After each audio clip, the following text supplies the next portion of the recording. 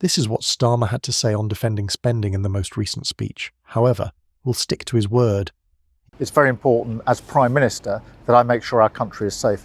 That's why I've said we're going to increase the spending on our defence. It's going up. UK Prime Minister Keir Starmer has been speaking over the past few weeks about his proposal to increase Britain's defence expenditure to 2.5% of GDP by 2027, eventually rising to 3% in the next parliamentary term. On paper, the increase seems like a daring action, one that implies Starmer is dedicated to military readiness and hence fulfilling Britain's global role. But doubts surround whether his outstanding pledges are really sincere or a mere front stage performance. Make sure to like and subscribe. Let me do this quickly and briefly. I think everybody will understand that we're living in a very volatile time at the moment. There's conflict in Ukraine, and we know that conflict in Ukraine or Europe can wash up on our shores. So Starmer responded to reader questions on everything, from the source of the extra funding, controversially taken from the international aid budget, to the actual daily consequences of this ramped-up defence in a recent TLDR news interview. Starmer strikes me as slick and convincing to the uninformed eye. Behind the scenes, Donald Trump, now back in the White House, has shockingly stopped supporting Ukraine, placing the UK and other Western allies in crisis. Here's a tweet talking about Keir Starmer's upcoming defence plan. The tweet clearly shows they're not in favour of the defence spend increase. The key issue is whether Keir Starmer is really keeping his commitment or only repeating the rhetoric he believes voters want to hear. It is becoming impossible to overlook Starmer's contradictory posture, especially in light of his Oval Office meeting. Yeah, I mean, as you know, we've already indicated that we'll play our full part in making sure that any deal, if there is one, and I hope there is, and I think this is a historic moment to make sure it's a lasting deal, and we're about to have a discussion about how we can make that work. But I have to say this, as I said yesterday, you're talking about a peacekeeping force. We have to make a deal first. Right now, we don't have a deal. We have Russia, we have Ukraine. Starmer boldly reaffirmed his commitment to support Britain's military forces budget during the TLDR news interview. At first glance, it's a stirring message. We're living in volatile times, he said, referencing the ongoing conflict in Ukraine. This framing aligns with Starmer's ongoing argument that the UK must be ready for security issues facing Europe to wash up on our shores. I think everybody will understand that we're living in a very volatile time at the moment. There's conflict in Ukraine, and we know that conflict in Ukraine or Europe can wash up on our shores. However, upon scrutinising the intricate details, optimism diminishes. The Prime Minister underlined that cutting back foreign aid, a decision that infuriated many viewers who support strong worldwide development initiatives, would pay for this spending binge. Starmer himself even admitted, "That's not a decision I wanted to make," but claimed it was critical for our economic stability that I'm obvious about where the money's coming from. That's not a decision I wanted to make because we do good work with overseas aid, and I want to get back to that. We haven't cut it completely, so we'll now reprioritise, but it's really important for our economic stability that I'm really clear about where the amount of money is coming from. In terms of, if not for a paradoxical event, such words might have had more weight, as Donald Trump suddenly stopped US military support to Ukraine, thereby undoing the same transatlantic solidarity Starmer's comments depend on. The Prime Minister's whole defence case focused on strengthening partnerships and stepping up for Ukraine. It seems precarious if Washington is stepping back. And that is what I'm doing in stepping up defence spending. That's what I'm doing in trying to ensure that European countries as a whole come together now. We've been convening. Unsurprisingly, in the interview, the Prime Minister danced about this reality, choosing instead to present an image of paradise, convening groups of countries, advocating peace without outlining how the US leaving the conflict shapes Britain's approach. Groups of countries. We had a group in London just at the weekend, working with the United States, working with Ukraine, but precisely to get that lasting peace in Ukraine and to make sure that everybody in this country is safe and secure, and that we continue the peace that we've enjoyed now for 80 years or so. One gets an uncomfortable contradiction as a result. Starmer claims he wants to protect the UK's influence in foreign affairs, but he is copying the White House's outward posture. One day he fully supports Ukraine, then gently ignores Trump's turnabout. We are left to ask, is this decision about political expediency or true principle? I want to see it end fast. I don't want to see this go on for years and years. Now, I'm not a big fan of AP, so maybe it was an incorrect statement, but he said he thinks the war's going to go on for a long time.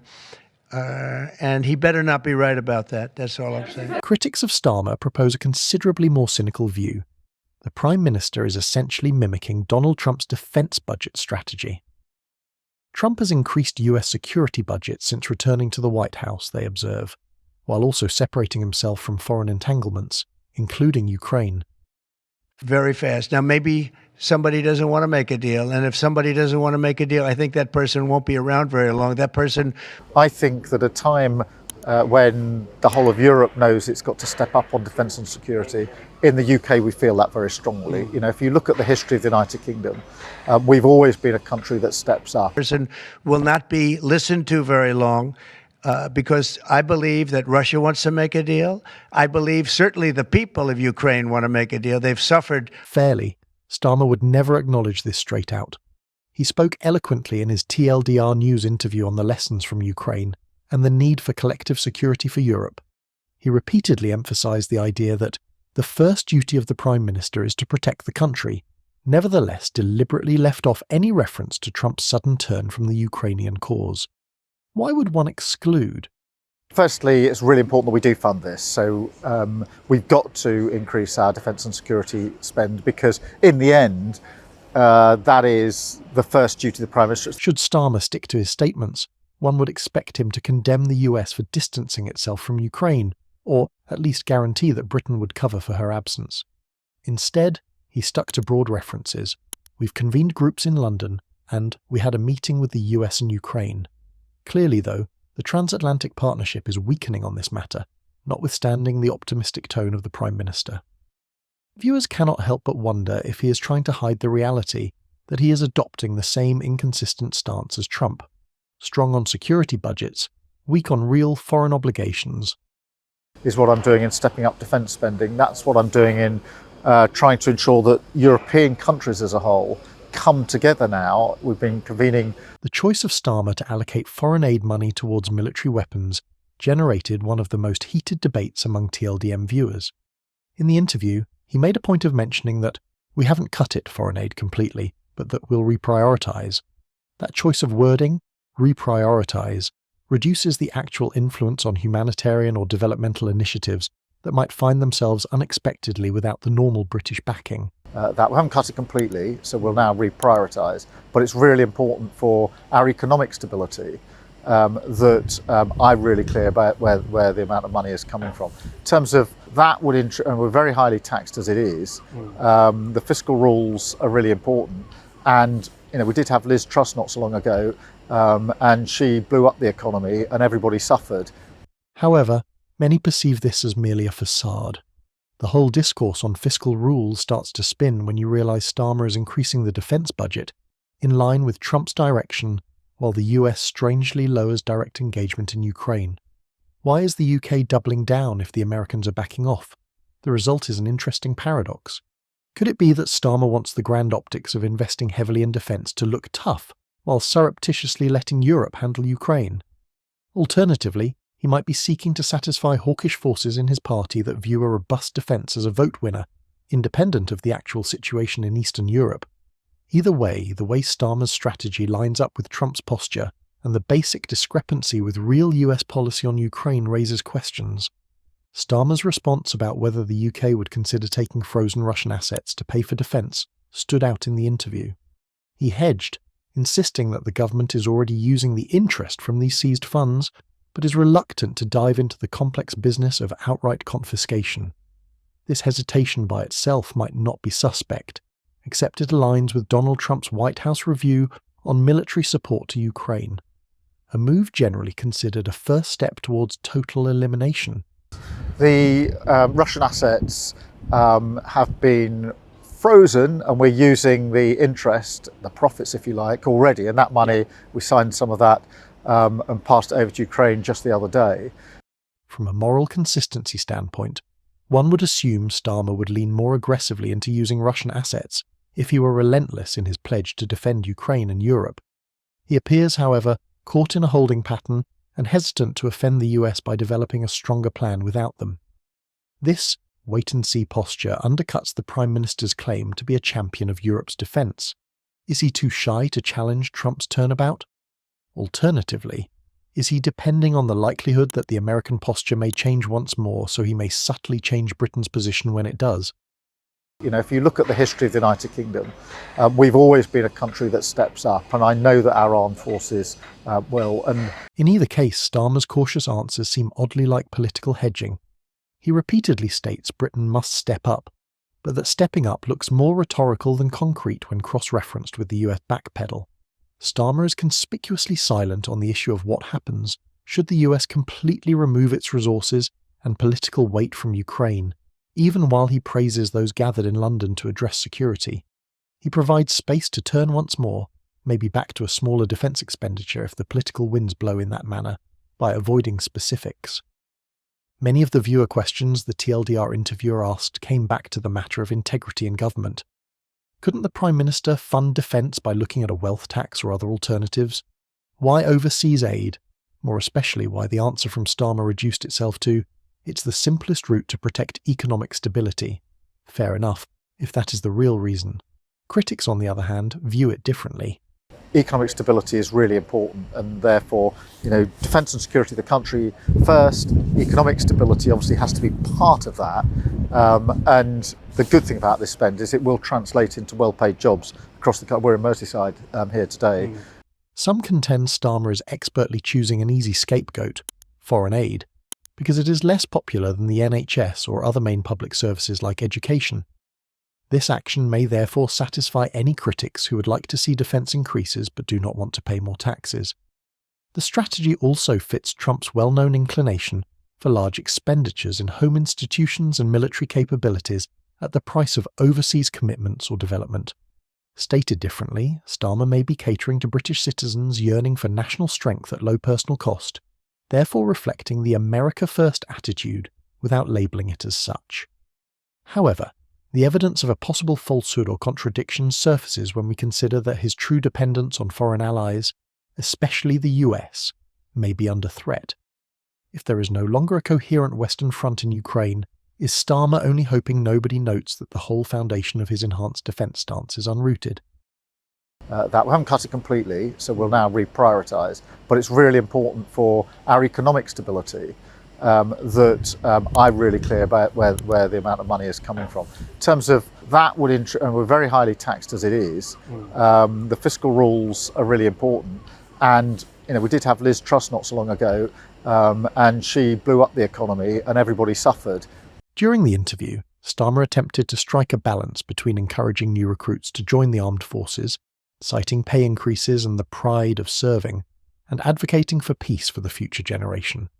He answered a query posed by Teddy, a young viewer who questioned someone his age fighting in a war.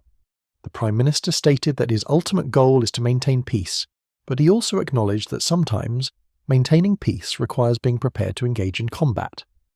From the outside, there is no conflict in seeing the paradox of preserving peace through might. But consider the White House scenario, and Starmer's remarks start to seem vague. Given that Starmer is not publicly opposing Trump's position, if the US is really retreating, how does he intend to cover that security hole in Europe? Should the Prime Minister be sincere about his desire to prevent conflict, might he stand forth and commit unflinching support for Ukraine even without American endorsement? So yet, he hasn't. Instead, he's pivoted to broad language about lasting peace, seemingly avoiding direct condemnation of Trump's isolationist shift. Which is it? Sincere preparedness to fight if needed, or a front that falls apart when America leaves? Starmer's lack of response to Trump's suspension of Ukrainian aid raises the question of whether he possesses the courage of his beliefs or is merely adhering to what he believes the public expects. Starmer is perhaps unnecessarily taxing his party and himself as he negotiates these paradoxes. Should his strategy change, he runs himself for charges of hypocrisy by maintaining a strong posture on increasing defence while neglecting or adjusting to the altered reality of US-Ukraine relations. If Starmer gradually reduces that support going forward, Labour supporters who praised his apparent closeness with Ukraine could feel let down. Critics on the other side may call him out for not matching the new US approach, even if he stays constant in Ukraine. Simply said, he runs the risk of upsetting everyone by not clearly stating the UK's position on America's abrupt turnabout. Trump's action has already set off a chain reaction in NATO circles. Starmer's avoidance of interacting with it might backfire dramatically should other allies demand responses, or if the public comes to view his attitude as hollow words. Furthermore, imposing a significant timetable and logistical load is the commitment of the Prime Minister to direct funds into British businesses and create homegrown military capability. Should such investment fall short, especially considering the uncertain global scene, Starmer runs the danger of seeming both foolish and dishonest. "We want to see that coming into the British economy," he told the TLDR interviewer. Better still. What happens next, though, if Trump's leaving from Ukraine sets off more general economic turbulence, or if Britain has sufficient partners to purchase their new hardware? Starmer proclaims a great relentless dedication to Ukraine and European security, but she ignores the US slamming on the brakes. We keep looping back to the same incongruity.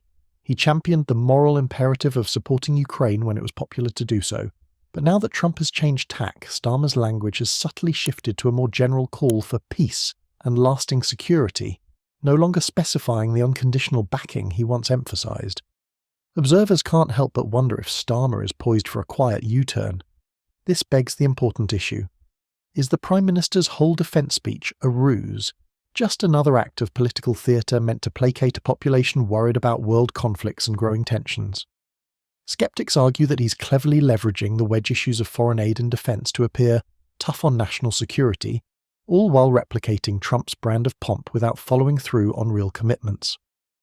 If Starmer truly believed in ensuring the peace, might he take a public stand against the US's pause on Ukraine aid, rallying other NATO allies to keep the pressure on Russia?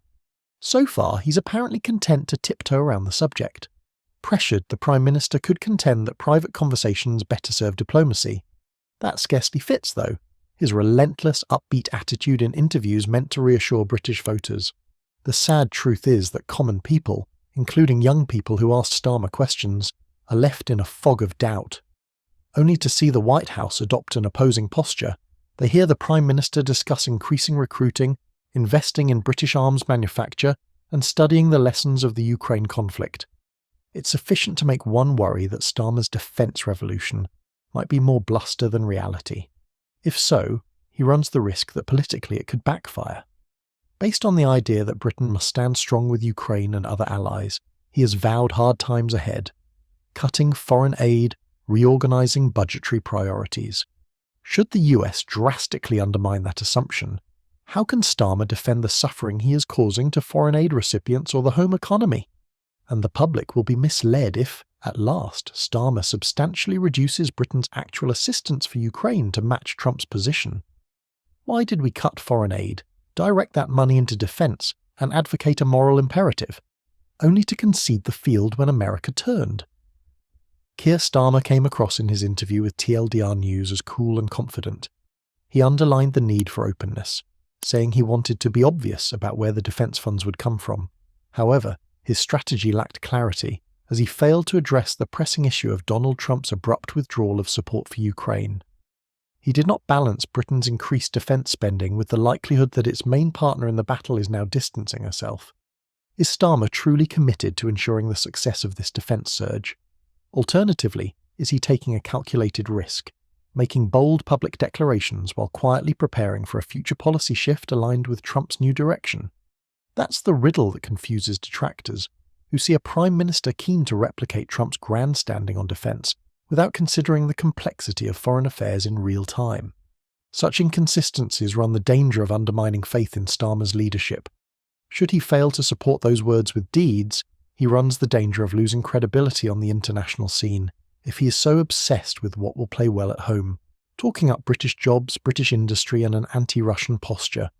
If Starmer's merely giving them what they want to hear, then the very people he claims to be safeguarding could ultimately be the most betrayed if America's changing policy determines Britain's actual path of action. Ultimately, the uncomfortable fact stays the same. Keir Starmer may be guiding Labour and himself into a self-imposed crisis, whereby the Prime Minister's own words come back to haunt him the moment Washington finishes its withdrawal from Ukrainian obligations. He is overpromising and under-explaining here.